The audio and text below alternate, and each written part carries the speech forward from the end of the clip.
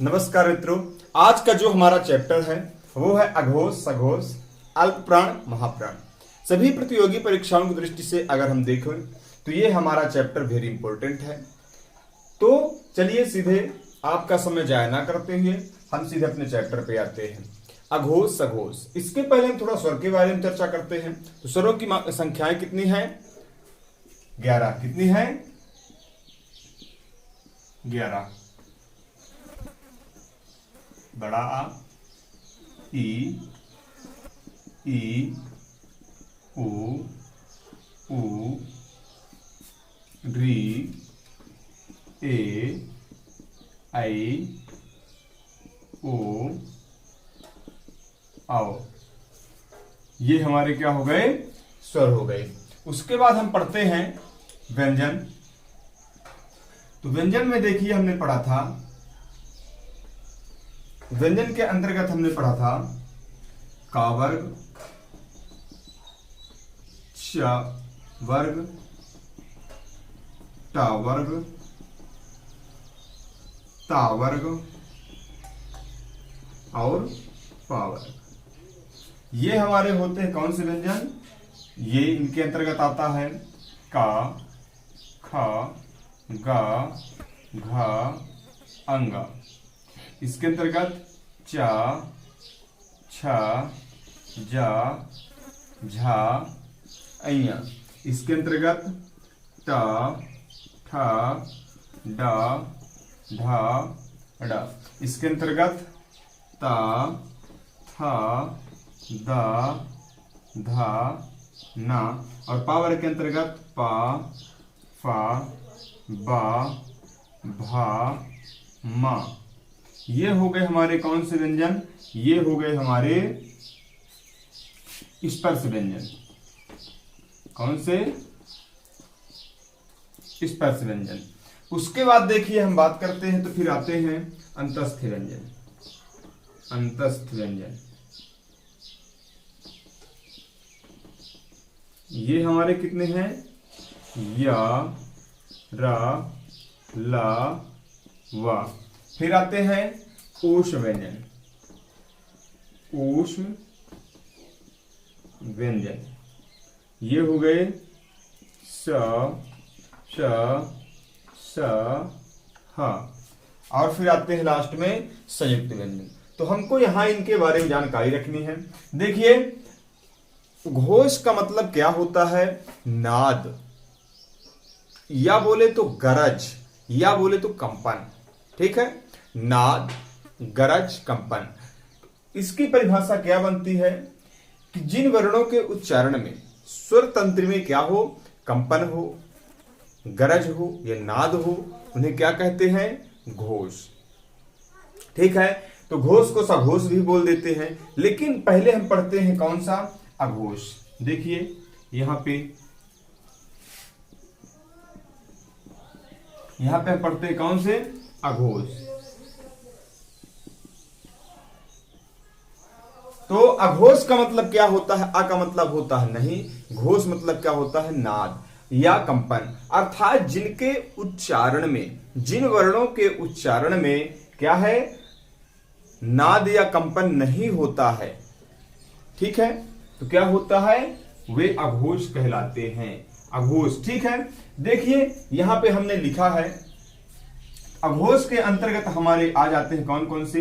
ये हमारा हो गया पहला वर्ग, फिर दूसरा वर्ग, और ये तीसरा वर्ग, चौथा वर्ग और पांचवा वर्ग। पहले वर्ग के अंतर्गत आ जाते हैं ये कचत्व।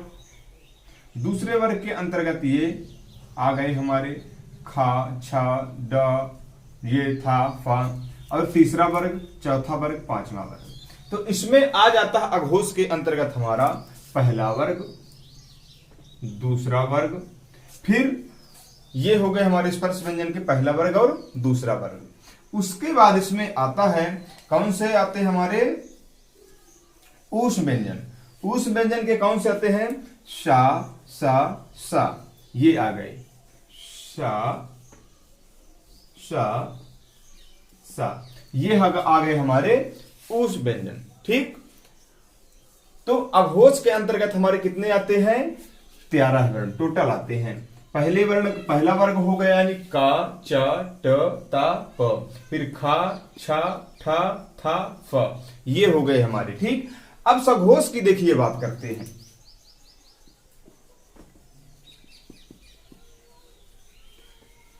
सघोष की अगर हम बात करते हैं तो सघोष के अंतर्गत कौन से आते हैं?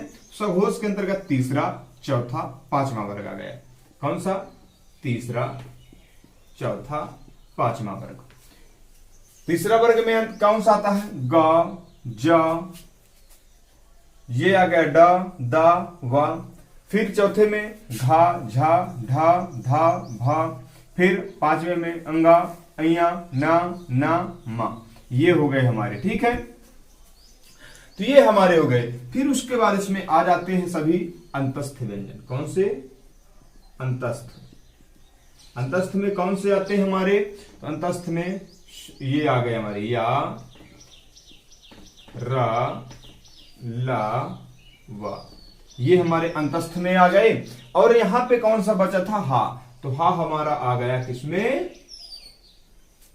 इसमें। अब बाकी के जो स्वर हैं हमारे ये, तो 11 के 11 स्वर किसमें आ जाते हैं? सघोष में आ जाते हैं। सभी स्वर क्या होते हैं? इसमें आ जाते हैं। ठीक है, तो ये हो गया हमारा अघोष। अर्थात जिन ध्वनियों के उच्चारण में, जिन वर्णों के उच्चारण में गले से निकलने वाली वायु में या कहें तो वाग्य यंत्र में कंपन हो, तो क्या कहलाते हैं? वो सघोष कहलाते हैं। और जिनमें कंपन ना हो वे अघोष कहलाते हैं। ठीक है, तो इनमें क्या होता है? इनमें कंपन नहीं होता है और इनमें कंपन होता है। ठीक, उसके बाद चलिए चलते हैं अल्प प्राण, महाप्राण। अल्प का मतलब होता है, क्या होता है? थोड़ा सा। और महा का मतलब होता है बहुत, ये ज्यादा। अब प्राण का मतलब होता है यहाँ पे वायु से लगाया गया है। तो अल्प प्राण का मतलब क्या होता है? इसकी परिभाषा अगर हम बात करते हैं तो क्या होता है? जिन ध्वनियों के उच्चारण में या जिन वर्णों के उच्चारण में मुख से निकलने वाली वायु कम मात्रा में बाहर आए, उन्हें क्या कहते हैं? अल्प प्राण कहते हैं। ठीक है, तो ये हो गया हमारा अल्प प्राण। ठीक, तो अल्प प्राण में क्या होता है? कम मात्रा में मुख विग्रह से क्या होती है? वायु बाहर आती है। थोड़ी वायु, जिनके उच्चारण में थोड़ी सी वायु बाहर आती है, क्या कहलाते हैं? अल्प प्राण कहलाते हैं। ठीक है, तो इनमें देखिए क्या होता है, कौन कौन से आते हैं अल्प प्राणों के अंतर्गत? तो वर्ग का पहला, तीसरा, पांचवा। देखिए पहला, तीसरा, पांचवा। ठीक है, पहले में कौन कौन से आते हैं? काचट, तप। फिर तीसरे में गा, जा, ये आपका हो गया डा, दा, वा। ठीक है, ऐसे पहला, तीसरा, पांचवा। अगर कोडिंग से पढ़े तो इसको हम पढ़ सकते हैं 12, 345, 135 अल्प प्राण, है ना। जैसे आपको अच्छा लगे तो ऐसे पढ़ सकते हैं, परंतु अल्प प्राण में यही होता हमारा। तो इसको हम क्या पढ़ सकते हैं? 1, 3, 5 हो गया हमारा। उसके बाद अल्प प्राण में हम अगर बात करें तो सभी स्वर हमारे आ जाते हैं। ठीक है, ये आ गया हमारा अंतस्थ व्यंजन। इसमें अल्प प्राण में अंतस्थ व्यंजन,